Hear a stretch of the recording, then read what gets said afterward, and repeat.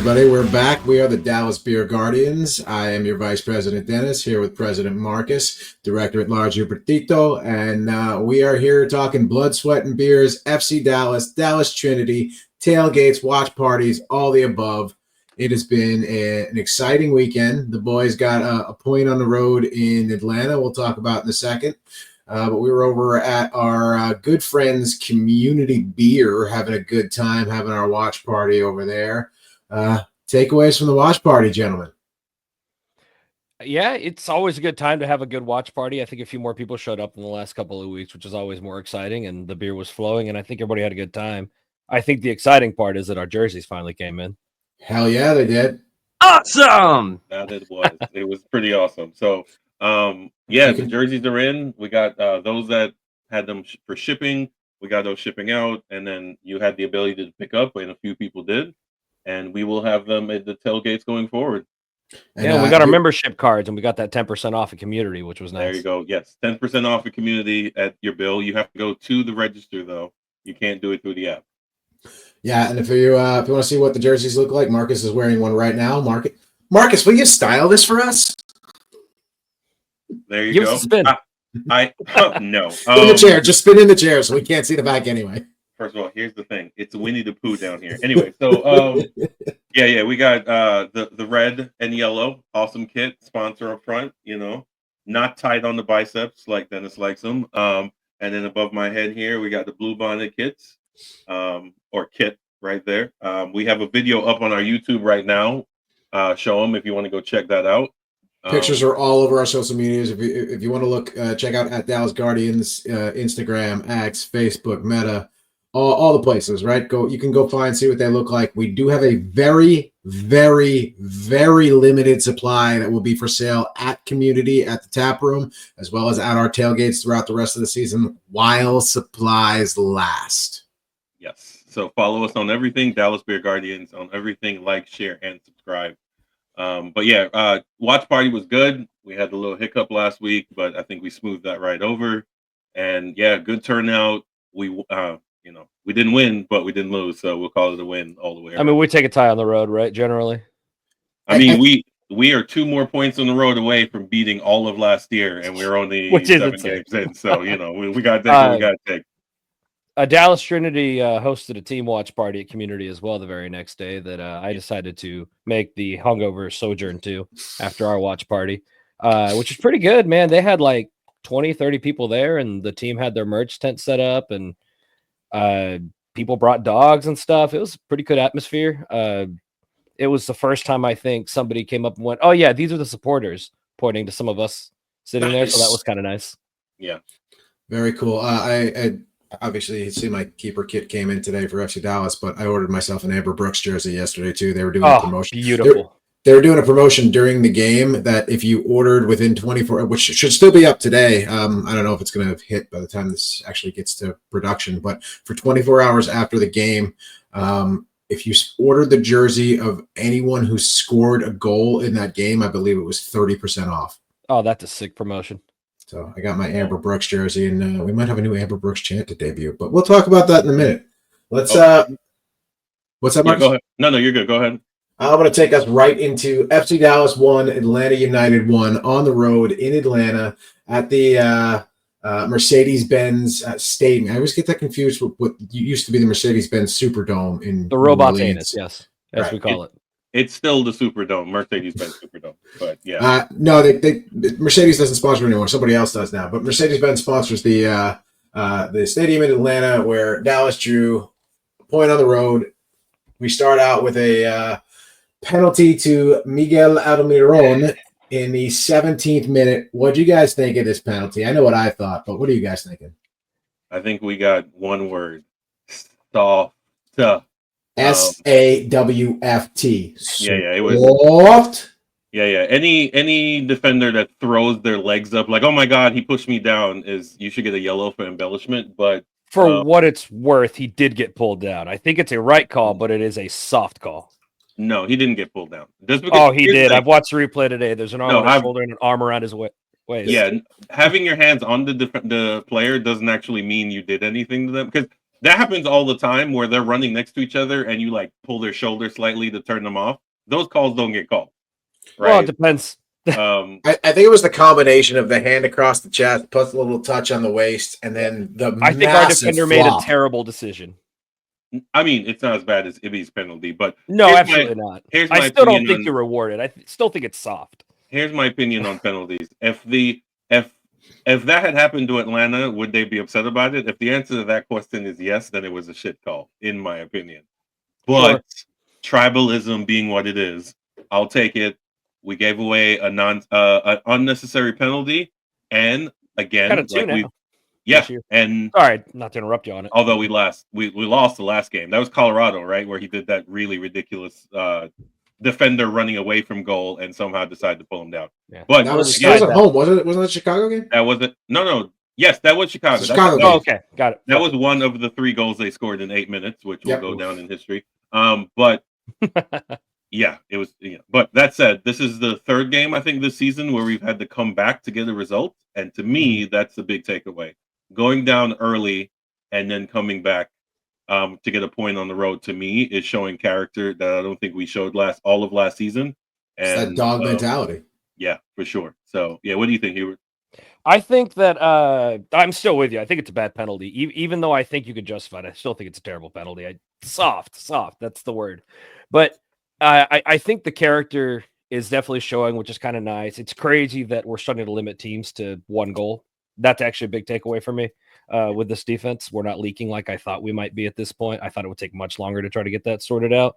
But man, I also run into this thing where, man, we are leaving a lot of chances on the table now. It feels like there's a couple of at least that we could have put away. So while the character's there and everything, it's weird that we're not putting a couple more in.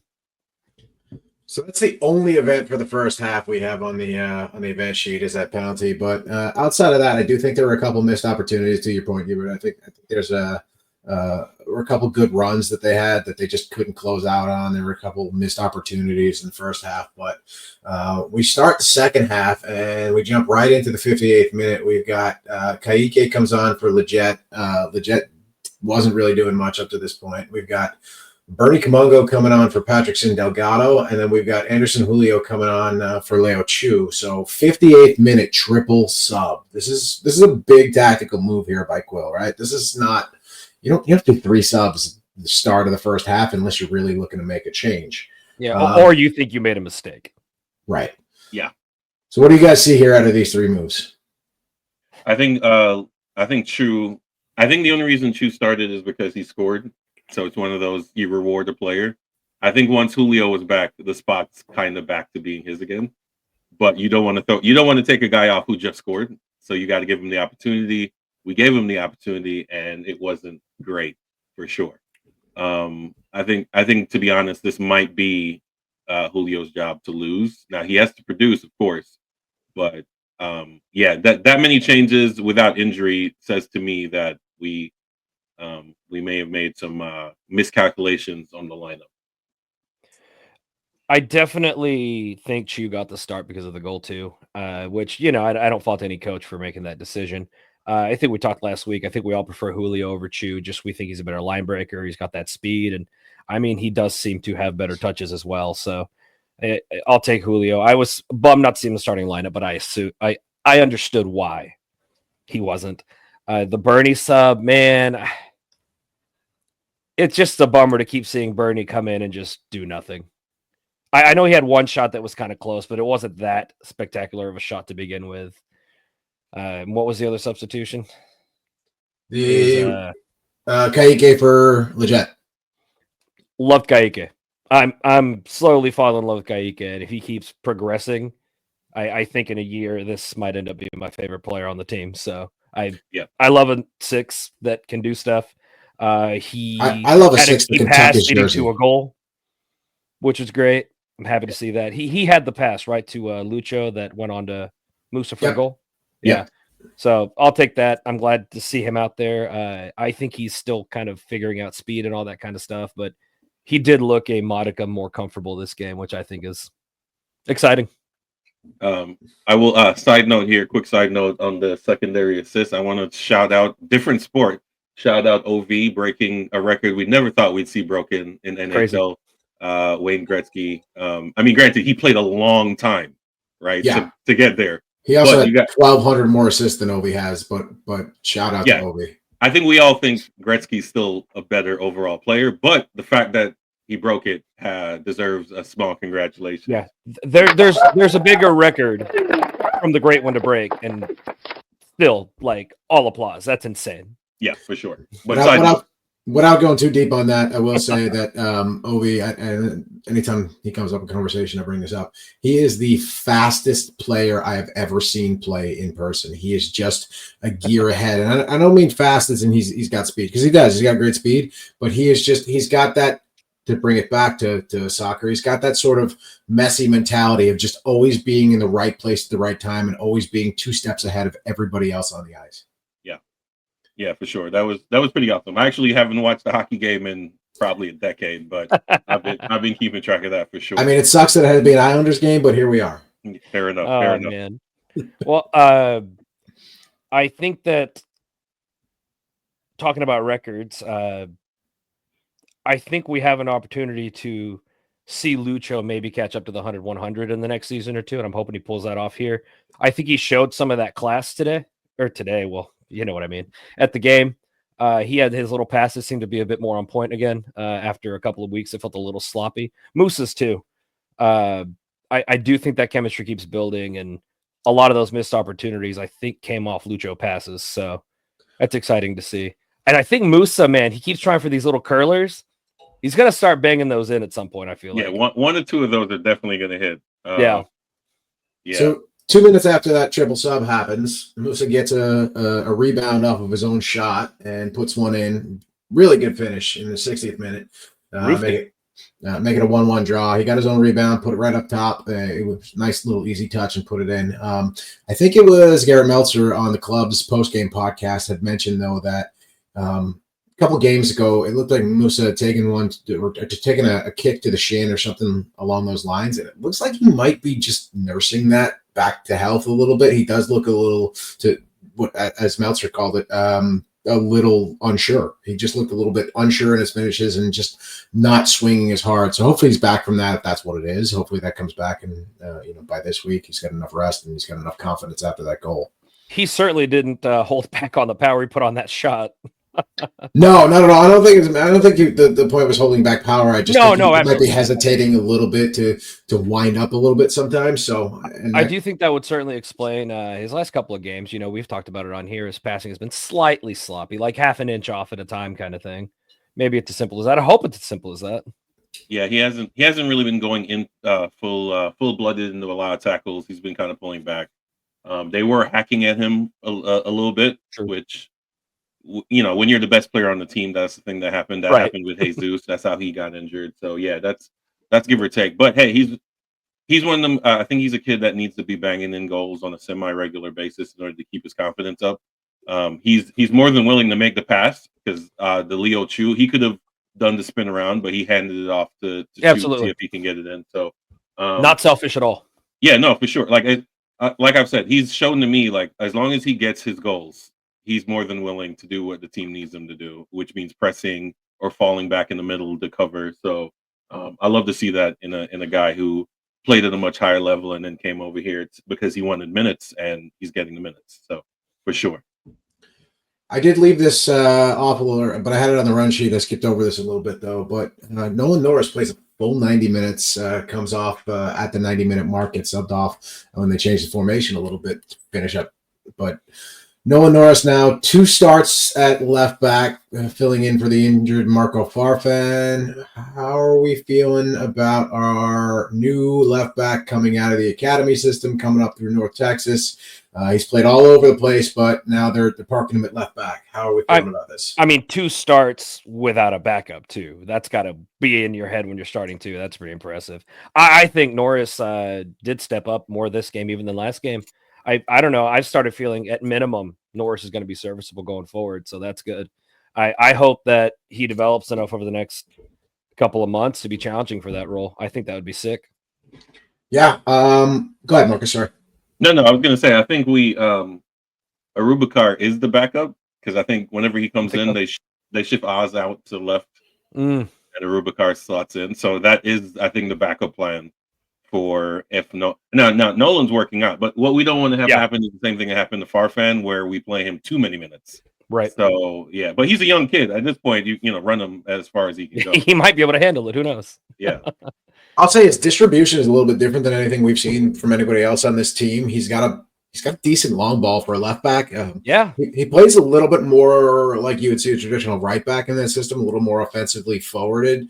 But he's a great defender too, and we know he loves taking ankles and taking shins and just hacking at people. And that's what you want to see out of a defender. Obviously, 2 games without a yellow, so he is improving his skill. Shouldn't be celebrating that. That's basically all you can say to that. Is like when you go a season with 8 games in a row with a yellow card. The fact that you do 2 without is like the fact that you only played that many games and got enough yellows to get suspended is a bit of a miracle.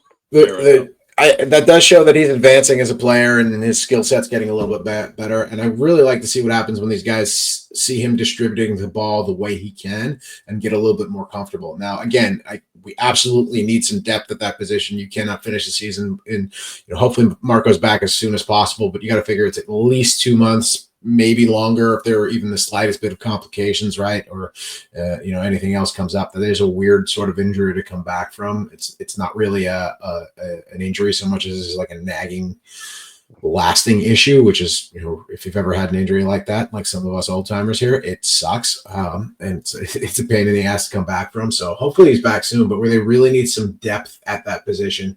And I'm excited to see what this looks like with Nolan back, filling in at left back, obviously, but coming in his other positions too, especially off the bench now he's got some experience. But when they bring in Lawless Abubakar at the 90th minute and Logan Farrington comes on for Peter Musa in the 90th, and the formation changes a little bit. They go to almost a 5 at the back. It seems like Lawless is the closer. I don't know if we've got to start playing Enter Sandman when he comes in.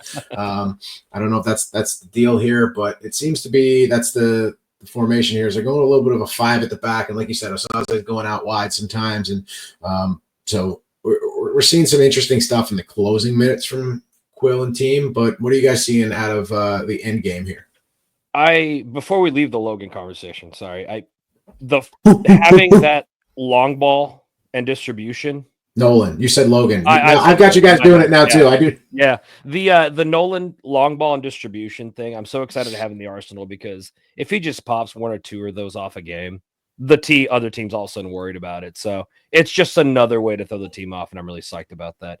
Anyway, my big thing I took from the late subs was that Musa called for the substitution of himself, not coach pulling him out, which might just be him getting gas, but just worth noting that Musa pulled himself off. Yeah. Keep in mind these guys are playing on turf too. It plays different. Atlanta's got that new turf, and I don't know if anybody's got a lot of experience with it. I haven't heard much from MLS or soccer community on it, but I know the NFL guys have not been thrilled with turf, and it's an ongoing battle. But that could be a reason, maybe a little bit of turf toe or some sort of action like that. Hopefully he's okay and there's no issues. But he got the goal and tied it up, and Logan came in and finished out strong. I think it was kind of weird. Again, that 5 at the back. I think we kind of saw Bernie out to one side a little bit in almost like a back, which is something I want to see. That ain't it. Yeah, I think Bernie might be if he doesn't turn things around, he might be a conversion project, turning him into a left back. I don't know if he has the discipline for that, but that might be. I don't think he has the discipline or the defending skills, honestly. I mean, Hollinshead didn't have the defensive skills you taught him. You could teach somebody to be smart in the back. Yeah, Nolan is not a left back, but he's defensive minded enough that he won't make any mistakes, or his positioning was much better. Now, they didn't test him very much, but his positioning this game was for sure. I will say something about the subs, though. It looks like Siki may have lost his garbage time minutes. I was surprised about that. Yeah.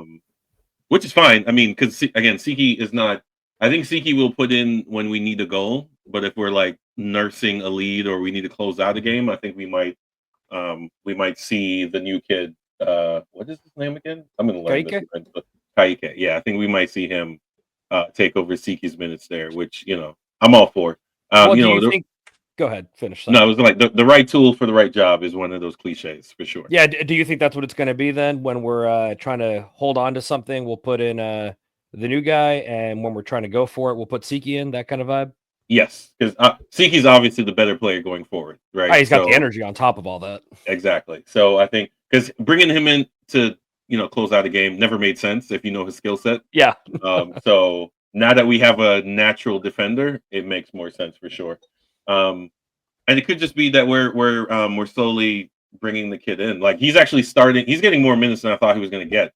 To be honest with you, Well, they got almost a whole half, right? They brought him in at 58. They got 30 plus minutes, 35 with at a time. At a time, yeah. So there's some trust in his ability, and they're definitely bringing him along more quickly. I think probably because they think we're going to have to rest Romario at some point. So we got to get some in. Yeah, I would not be surprised if either this week or next, and maybe it's not this week, but maybe it is because it's last home game we have for a little bit because we're on the road 2 weeks in a row.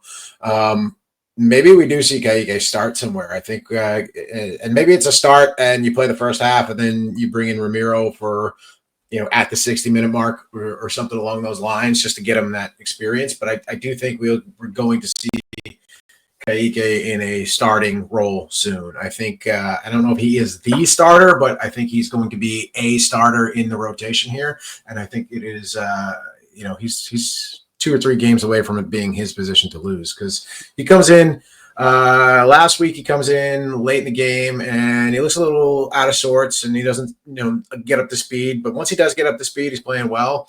And I think this week he comes in with that mentality of like, okay, I know how fast this game is. I know where I'm at. I know what's going on. And he's just out there defending well. He's got a great defensive mind. He's got good positioning. He is getting forward a lot, which I don't know if is what we want to see out of a 6. There's I want to agree with that, but at the same time, he had the second assist. Right. It's take it again. Right. We've seen him play what 40. We haven't even seen him play an entire half. We've seen him play like 40 plus minutes at this point, right? So a lot to learn, a lot to take away, and we don't know much about his play style, and maybe it's game to game too, right? Maybe it's situational, but I would like to see him back defending a little bit more, especially with how porous we know this defense to be. I was looking for a good word, but this defense can be a little porous. Although they've again held Atlanta to 1 goal and it was a penalty, so defense is improving. So I think we're seeing a lot of good stuff out of that. Final thoughts on FC Dallas 1 and Atlanta United 1 in Atlanta. Marcus? One more point on the road, we'll take it, and then we move on. To be honest, I think we can all admit the team is doing exactly what we thought they would do at the beginning of the year. They're getting better as they progress. Now it's just a matter of injuries. We've already gotten one to a starter in Farfan, and the replacement seems to be slotting in quite beautifully. So, we're doing what we need to do. We're doing it on the road, shockingly enough. If we can get that form back home, then, we're a force to be reckoned with in the Western Conference for sure. I think that if our defense keeps holding, then we'll be able to beat most teams if we need to. I'm not going to say we're going to beat every team, but I think we can. I still think there's a question about the defense, though. Keeping Atlanta down to 1 goal is not that impressive based on their record this year, although they have the players to make it blow up, as we have already seen this year. So let's wait and see. But if that defense can hold up, we certainly have the offense to lift the team up. Yeah. Yeah, good. Imagine if we still had Tavara. Though that being said, he's not doing well at LAFC, so there's a thing. But love that guy. Oh my God, I'm telling you, it is. Okay,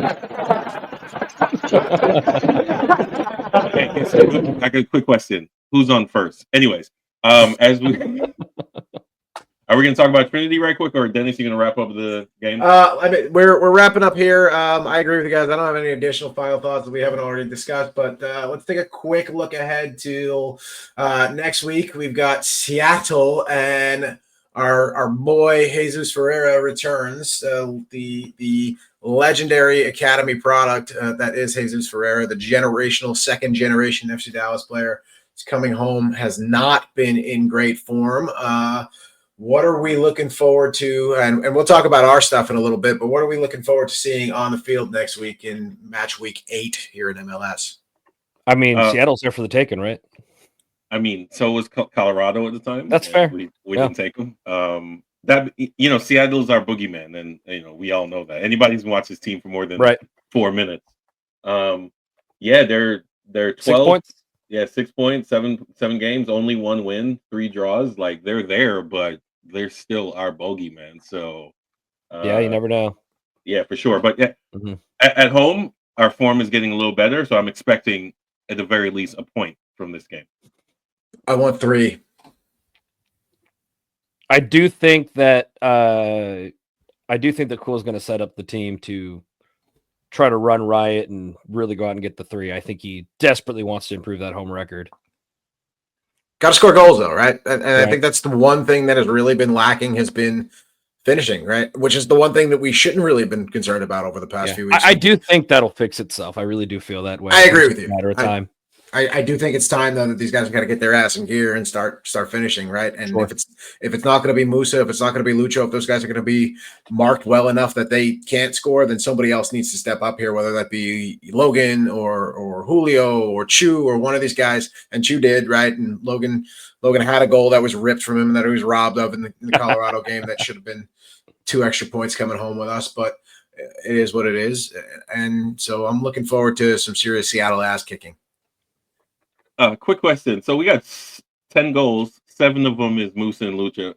That's not great. Like we need somebody else needs to create, right? And again, I think with if Julio's back, if he's starting, if he's going to be back into starting form, I think we're good there. But we'll see what happens. Last notes on Dallas Seattle upcoming. 3 more points. Yeah, 3 more points, and we hate Seattle, so. All right. You're the main green team that I hate. Fair enough. Speaking of green teams, shifting gears a little bit to further south, we're going to head downtown Dallas to the Cotton Bowl. It was a double match week for the Trinity. Wednesday night game, Hubert and I attended the Dallas Trinity DC Power game, and the Power's lights were turned out by the Trinity. Absolutely. God, why you steal my dad joke? I'm gonna be like DC had no power, but thanks. Yeah. Man, Dallas Trinity keeps creating chances. They had a little trouble finishing them at this game, but they were creating them. And one of the things they've been really good at is taking advantage of mistakes, and they did that this game, and they did that at the later game. We'll talk about in a minute as well. Amber Brooks continues to just bully everyone in the midfield, and it's been so much fun to watch. Yeah. The team clearly is missing Missimo, but they're getting it done without her, which is pretty big. That's the point, though, is that they're missing her, and clearly there's a hole up there that they could be filling if she was there, and they would probably be even better. But they're producing without her, and they're winning games without her. Yeah, I mean the connection between Ubugagu, Lancaster, and Thornton. I mean, doomsday offense. They can come from any side there, and it's wonderful. The doomsday offense is real. One note, and you got it right, but I was watching the Peacock coverage of the next game. Talk about the name? Oh my God! Can someone at Dallas Trinity please reach out to the Peacock media team and give them a pronunciation guide? Look, from what I understand, it's that announcer specifically has had issues with the name all season. So. Hey, Peacock, if you're hiring, you got 3 guys available here that can pronounce Ubagagu, okay? It's not that hard. We were chanting it in the stadium. We had a bunch of 9-year-olds chanting it in the stadium. It's not that hard. Yeah, I mean, I unfortunately, because of my schedule, I don't get to go out to a lot of these games, but I do make sure I watch either the game or the long format highlights. And it's Brooks is doing her thing, and monster. 6 points in 2 games. Here's the thing: this is how close this league is. Obviously when it expands, we'll see from 8 to 10 next season. But they went from middle of the pack to leading the pack in 2 games. Like that's how tight it is in this table. And they announced the playoff schedule. So really, we just need to stay at 4 in order to make it to the playoffs. So the ladies are getting it done like they're supposed to on the road for sure. Brooklyn we took 6 off Brooklyn, which was pretty awesome. That's and then now we huge. got, because Brooklyn was way out in front, and now they're with a game in hand, they're 3 points behind. So Right. yeah, so the ladies are definitely taking care of what they need to take care of, and I think there's only a handful of games left There for the is season. 7 games left, Yep, 3 of them at home at the Cotton Bowl, 4 on the road. Don't worry, we'll have 2 more at the Cotton Bowl when the season's over. Hell yeah, we Sure. will. But yeah, so wrapping up the first game, Dallas had a hell of a game. Ubagagu scores in the 24th minute. If you haven't watched that back, you and I were there in the stadium, and it was gorgeous from where we were. But my goodness, what a beautiful free kick! A perfectly placed free kick. That was a God. I hate giving him credit, but that was a Messi quality free kick. That was just absolutely. We say gorgeous. Michelle here. We say Michelle Okay. quality free That kick. was a Michelle quality free kick. Okay. That was perfectly placed. It was exactly where we needed it to be. Top corner. Couldn't get it. Keeper couldn't even get near it. Around the wall, over the wall. It was absolutely gorgeous. And that was a professional goal. I hope Ubagagu sticks around here. And I know she's a local. I know she's a local girl. She wants to play at home. So that's exciting to see that. And I hope she is with this team for a little while because she's got a tremendous skill set and a great name. Oh, yeah. Such a fun name. On to Lexington?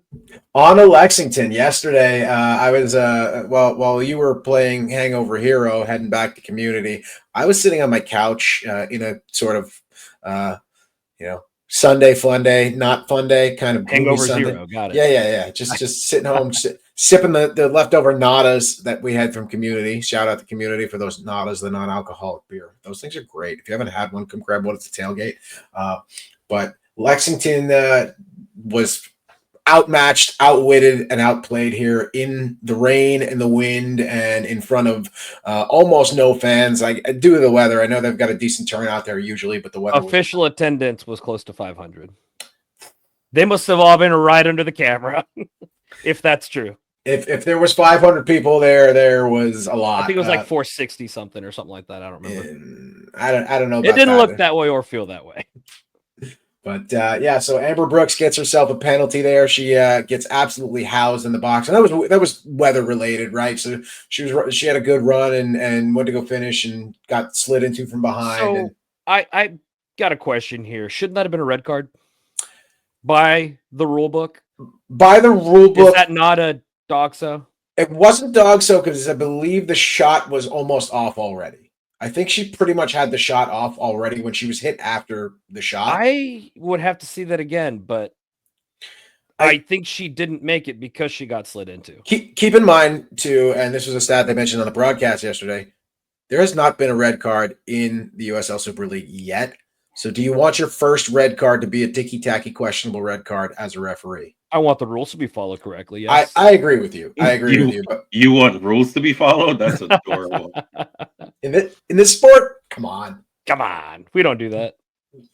But Amber makes an excellent penalty here. Dallas goes up 1-0. Amber gets a red card in the 40th minute, which was kind of ticky-tacky, but whatever. Wait, is this what y'all are talking about right here? That's it. Yep.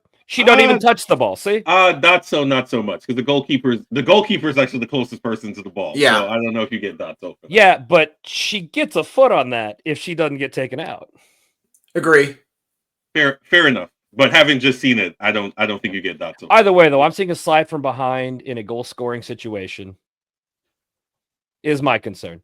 Fair enough. Yeah, hey, it's not important. Yeah, the penalty was converted, Yeah. and I guess the ball don't lie, right? We can go with that. And honestly, I mean, if Lexington had to play down a girl, a gal, I don't know what the correct term is. We say down a man on the men's side, but I guess down a woman, I guess it's just too long. Down a gal. This would have been a 7-0 game, right? Lexington's not good, right? So. Yeah, they did not look great. Like I said, outwitted, outmatched, outplayed here. Sierra Hinson doesn't come on, but she's assisted by Allie Thornton in the 63rd minute, scores a goal. It's 2-0 Dallas. A couple changes come in. Jenny Danielson goes out. Ubagagu comes on. Hinson goes out. Wagner comes on. Lancaster goes out. Deborah Budadin comes on. And so we just keep running here. And Dallas just absolutely housed this game, possessed the ball the whole time. did really well. They put away the chances when the other team made mistakes, man. Yep. Lexington made a lot of mistakes, and Dallas punished them every single time. So that was another point that came up on the broadcast that I actually meant to bring up here, and I wrote down and forgot to bring it up. But the announcements mentioned that Dallas over their last two games have not so much created goals, but they were able to capitalize on opportunities. And the way it was broadcast, there's something like a negative is that, oh, they're not good enough, but they're just, they're capitalized. And I'll say this, a good team scores goals. A good team wins games. A great team capitalizes on mistakes and scores goals on those mistakes. Well, not only that, they force the errors. Right. They're pressing the team. And you know what? If you want to argue with me the quality of the team, let's go look at their defensive stats. Talk to me about how many games they've let in more than one goal or have won or lost games by more than one goal. That number is not high. I think it's like 3 games that have been more than a goal apart. Correct. Well, I will put it this way, right? Their goal difference is 15, and they put 6 past Brooklyn. So they're clearly not winning by a lot most of the time. And there was another game where they scored 6 too, wasn't there? Early in the season? They beat Lexington by a pretty high score the first time. That was the other big scoring game. But even if they're not like a big high scoring team, they seem to be able to get it done, and their defense is holding. Dallas so defense wins championships. Oh, for sure. And here's the thing. So Dallas, they have, I think we all know this, like as far as women's soccer or girls soccer in the DFW region, they have a large pool to pull from. Absolutely. And I think whether or not USL Super League survives, I think it's proven that a team can survive here. So we might get an NWSL team. We're one of 2 teams that have a really healthy attendance every game, and that does matter. Yes. And by the way, to your credit, even more, Marcus, you said 6 goals. They got 9 on Brooklyn in 2 games. So that's even more from Brooklyn. So that is worth thinking about. Yeah. So it's like they're doing on the games. I've been to 2 games. The games I've been to, they've played well. Again, it's a young league with players who maybe aren't, able to get into a NWSL team, which is probably has more to do with whether or not that league has enough teams itself.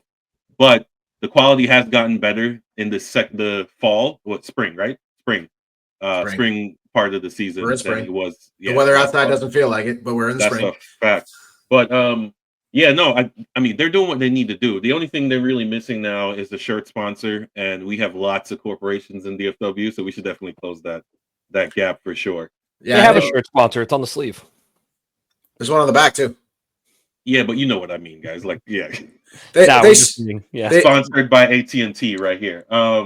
They have said repeatedly that they are not willing to just take on anybody. They want to find the right sponsor for the club that kind of fits the vibe and gives them what they're looking for. So I'm glad that this club really cares, right? I'm glad they really care about their image. They care about their likeness. They care about their branding, and they care about what it looks like both on and off the field. Their merch is incredible. If you haven't checked out Trinity merch, go check it out. It's really like streetwear, fashionable stuff.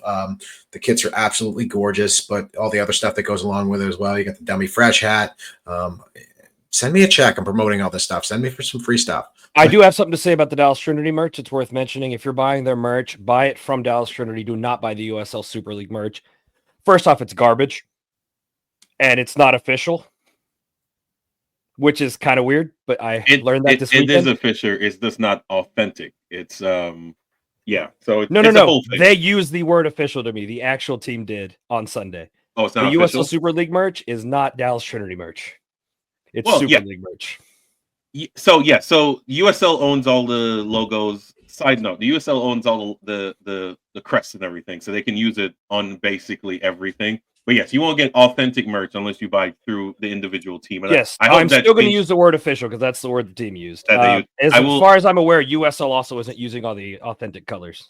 Yes, so I will say this: if you want to buy a T-shirt with a crest on it, you can get it from the shop. I want the shop to succeed because I want USL as a structure overall to succeed, so that the rest can succeed. So yes, I agree. I'm going to say, do not. Please order them from Dallas Trinity or go to the game in person. Whichever version. Anyway, yes, we or check them out at Community when they're having a watch party there too. That's the best way you can support us. Go to a Dallas Trinity watch party. Go buy some merch. Tell them the Beer Guardian sent you. That's how we do it. Yes, politely, please. Demand it. No, I'm just kidding. Yeah, but nice. no, yeah, no. Either of our watch party locations, Derbyshire and Community, fellas. But yeah, no, it's a great few weeks for Dallas teams. We got a win at home and 3 points at home, 1 point in Atlanta for FC Dallas, and then we got 2 dubs for the ladies in maroon. I like that more The Golden before. Girls. Yeah, I liked the maroon better before I found out the reason it's that way is because the owner is an A&M grad. But we'll just we'll let that rock. Yeah, we'll let that go. But no, so tailgate. Brian's all of a sudden the biggest Dallas Biggest Trinity fan fan. you'll ever All the see. gear. Yeah, it's awesome. But I will. Yeah, I need to get some Tarleton stuff up here. It just won't work. But yeah, so we're looking forward to seeing all everyone out for the tailgate this weekend. Red Lot, same place, same time as per usual. Free beer as Ferber, as we say down here in the surf. Ferber. Free beer and food. We haven't figured out the menu yet, I don't think, but we'll be there at 4:30 to set up and get everything going. So we look forward to seeing you there, and pick up for kits. We'll be there, and we will have kits for sale for a price. I will let you figure out the price when you get there. But we have extra jerseys. We have extra jerseys. It depends upon how nice you are to us. Yes. The nicer you are, the lower the price goes. So come over, say So, hello, say please, say thank you to our beer tenders and our chefs, and give them a good round of applause, and we'll give you a little bit of a discount on that. No, there will be no discount. Just so we're clear about that. All right, no discount. Marcus says no discount. He's not here this week, so come find me. I'll give you a discount. Yeah. So, but no, it's great. We're looking forward to seeing you guys. I will again. I won't be here. You will see another person in this square to give you hot takes. Circle takes the square. Yeah, hot takes for sure. So we're looking forward to seeing you guys there. And more content. I'll be providing some content from the land of the rising sun, and we look forward to. We got some J League fans here in the Guardian, so they're going to appreciate that content. Yeah, for sure. So yeah, we will be at a game in this gear to prove that no matter where you go in the world, you never walk alone if you're part of the Dallas Beer Garden. We're not doing You Never Walk Alone. We don't do that. We don't do that here. What are we at? Closing thoughts now? Yeah, closing thoughts. I'm going to close with I cannot wait to get out to the stadium. I cannot wait to get a cold beer in my hand. I cannot wait to see all of your beautiful faces. Not you. I cannot wait to see all you guys at the tailgate, guys and gals. Come out. One last note, membership. I love it. You guys are so great. Membership. Sign up today to be a Guardian. One topic that came up at the watch party this week, somebody asked me, hey, do I have to sit in supporters section? Do I have to have supporters tickets? Do I have to go to the section to be a part of this? I don't want to feel like I'm an outsider. Absolutely not. There are a bunch of us that do not sit in the section. We come and visit the section from time to time. We'll stay there. We'll hang there. There are a bunch of folks in supporters groups that are not seated in the section. You're welcome to come over to the section. You're welcome to hang around the section, but you're not required to. Come hang out at tailgate. Come have a beer with us. Come eat with us. And all we ask is that you yell really, really loud once you do get inside. Fair enough. Please be loud if you come to the section. Fair enough. Yeah. Be loud. Local and support local soccer. Those are my closing thoughts. Those are always our closing thoughts. Support local craft brewing. Support local soccer. Support FC Dallas, Dallas Trinity, all the soccer. If it's near you, go to a game. And if you're listening to this and you're not near us, give us a shout. Tell us what local club you want us to talk about. Oh, last note. If you are in the Austin area this Friday, the son of the legendary Bobby Ryan will be playing in the 5A division Texas High School State Championship in Georgetown. You can check our social media. We love the Ryan family. Shout out to little Ryan Jr. there, and we hope to see you at the big club real soon. Yeah, you can tell he's not from Texas. It took entirely too long for him to figure out what UIL designation. But for sure, championship game this weekend. Again, always local soccer. And again, we appreciate everyone who supports us. That allows us to do whether it be away tickets or anything else. So Sign up, follow us everywhere on Dallas Beer Guardians. Subscribe here on YouTube, which we've seen multiple followers every week subscribe. So we appreciate all the love and support, and we'll see y'all there. Hit the line, Marcus. Like, share, and subscribe. We out.